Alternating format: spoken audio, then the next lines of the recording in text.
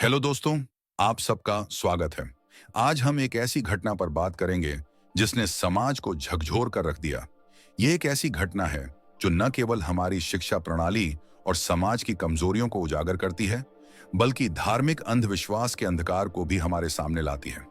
ये घटना उत्तर प्रदेश के हाथरस जिले की है, जहां एक मासूम 9 साल के बच्चे की बलि दी गई। इस वीडियो में हम आपको इस घटना की पूरी जानकारी देंगे। साथ ही बात करेंगे कि अंधविश्वास, शिक्षा और समाज का मेल कैसे इस घटना का कारण बना। हम इस बात पर भी चर्चा करेंगे कि आखिर हमारे समाज में ऐसी घटनाएं क्यों होती हैं और इससे बचने के लिए क्या कदम उठाए जा सकते हैं। शुरुआत करते हैं कृतार्थ की कहानी से। कृतार्थ एक 9 साल का मासूम बच्चा था जो रसगवां के डीएल पब्लिक स्कूल में कक्षा 2 में पढ़ता था। वह एक साधारण बच्चे की तरह पढ़ाई करता, दोस्तों के साथ खेलता और अपने माता पिता के सपनों को जीने की कोशिश करता था। कृतार्थ के माता पिता उसे एक बेहतर भविष्य देने के लिए पूरी कोशिश कर रहे थे। उन्होंने उसे हॉस्टल में पढ़ने भेजा ताकि वह एक अच्छे स्कूल में शिक्षा प्राप्त कर सके और जीवन में आगे बढ़ सके। लेकिन उन्हें नहीं पता था कि जिस स्कूल को उन्होंने अपने बेटे के भविष्य के लिए चुना है, वही उसके जीवन का अंत करने वाला है। यह स्कूल जो शिक्षा का केंद्र होना चाहिए था, वह तांत्रिक क्रियाओं और अंधविश्वास का केंद्र बन गया। और इसी अंधविश्वास की वजह से कृतार्थ की जिंदगी छीन ली गई। यह कहानी तब और भयावह हो जाती है जब हम जानते हैं कि इस पूरे अपराध के पीछे का मकसद क्या था। कृतार्थ की हत्या केवल एक हत्या नहीं थी, बल्कि यह धार्मिक अंधविश्वास और तांत्रिक कर्मकांडों का एक घिनौना रूप था। स्कूल के प्रबंधक दिनेश बघेल और उनके पिता जसोदन बघेल तांत्रिक क्रियाओं में लिप्त थे। उन्हें यह विश्वास था कि अगर वे किसी मासूम की बलि देंगे तो उनके स्कूल और परिवार की तरक्की होगी। दोस्तों, सोचिए कि यह कितना भयावह है कि एक स्कूल जो बच्चों को शिक्षा देने का स्थान होना चाहिए, वह ऐसी तांत्रिक गतिविधियों का केंद्र बन गया। यह घटना हमें यह सोचने पर मजबूर करती है कि अंधविश्वास हमारे समाज में किस हद तक फैल चुका है। दिनेश और जसोदन को यह विश्वास था कि एक मासूम बच्चे की बलि देकर वे अपनी समस्याओं का समाधान कर सकते हैं, और इस विश्वास के चलते उन्होंने कृतार्थ की बलि देने की साजिश रची। अब हम बात करेंगे उस रात की जब इस घिनौने अपराध को अंजाम दिया गया। घटना की रात थी, 10 बजे का समय था, जब स्कूल के सारे बच्चे सो रहे थे। तभी रामप्रकाश सोलंकी नाम का व्यक्ति, जो इस साजिश का हिस्सा था, कृतार्थ को उसकी नींद से उठा ले गया। रामप्रकाश ने उसे अपनी गोद में उठाया और तांत्रिक क्रियाओं के लिए ले गया। जब कृतार्थ ने अपनी आंखें खोलीं और रोने लगा, तो जसोदन बघेल ने रामप्रकाश की मदद से उसका गला दबा दिया। इस दौरान स्कूल के प्रिंसिपल और कंप्यूटर टीचर भी इस घिनौनी घटना का हिस्सा बने हुए थे। वे यह सुनिश्चित कर रहे थे कि कोई भी उन्हें इस अपराध को अंजाम देते हुए न देख सके। सोचिए दोस्तों, कितना खौफनाक मंजर रहा होगा जब एक मासूम बच्चा, जिसे यह भी नहीं पता कि उसके साथ क्या हो रहा है, अपनी जान बचाने की कोशिश कर रहा हो और कुछ लोग उसकी जान लेने पर तुले हों। कृतार्थ की चीखें, उसकी तकलीफें, ये सब उस घिनौने कर्मकांड का हिस्सा बन गए जो अंधविश्वास और पाखंड की जड़ें हमारे समाज में गहरी हैं। इस घटना के पीछे का अंधविश्वास कोई नई बात नहीं है। भारत में अंधविश्वास सदियों से एक बड़ी समस्या रही है। चाहे वह भूत प्रेत का डर हो, चाहे तंत्र मंत्र का खेल, हमारे समाज में अंधविश्वास की जड़ें बहुत गहरी हैं। यह घटना हमें एक बार फिर यह सोचने पर मजबूर करती है कि आखिर क्यों हमारा समाज ऐसे विश्वासों में उलझा हुआ है जो तर्क और विज्ञान से कोसों दूर हैं।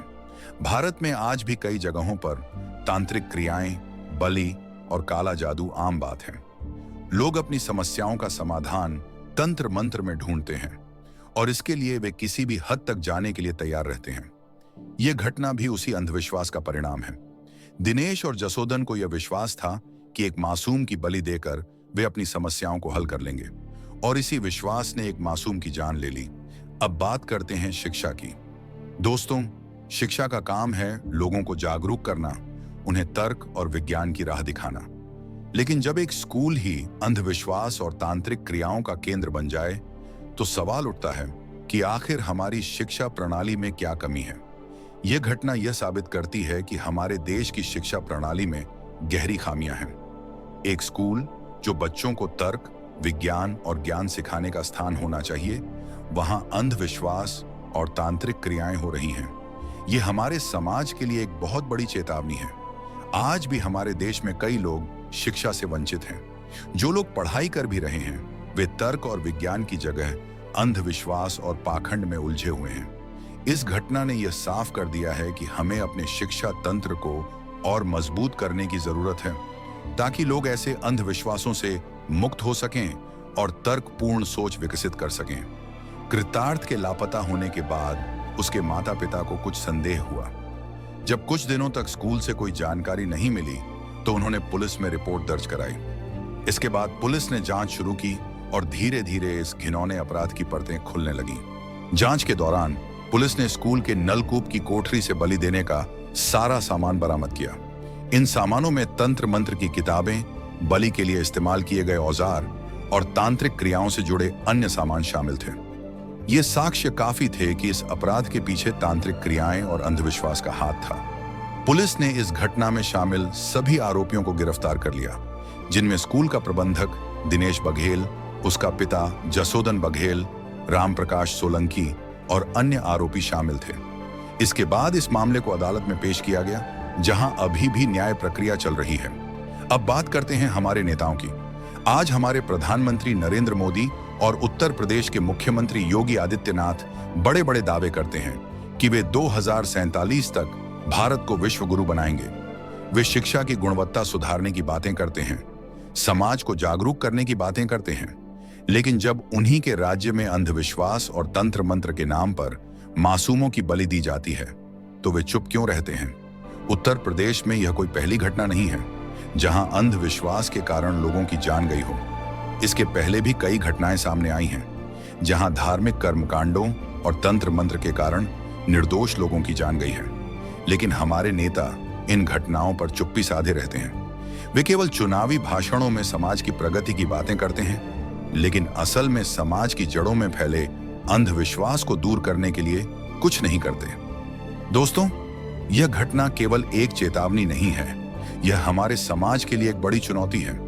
हमें यह समझना होगा कि अंधविश्वास, तंत्र मंत्र और धार्मिक कर्मकांडों से हमारा समाज कितना बर्बाद हो सकता है। हमें तर्क, विज्ञान और शिक्षा को बढ़ावा देना होगा ताकि हम ऐसी घटनाओं से बच सकें। यह जिम्मेदारी केवल सरकार की नहीं है, ये हमारी भी है।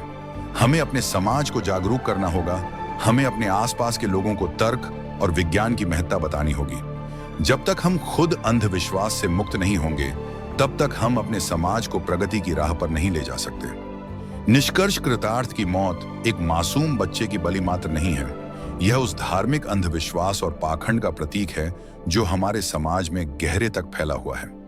इस घटना ने एक बार फिर यह साबित कर दिया है कि देश की शिक्षा प्रणाली और समाज को अंधविश्वास और धार्मिक पाखंड से मुक्त करने की सख्त आवश्यकता है।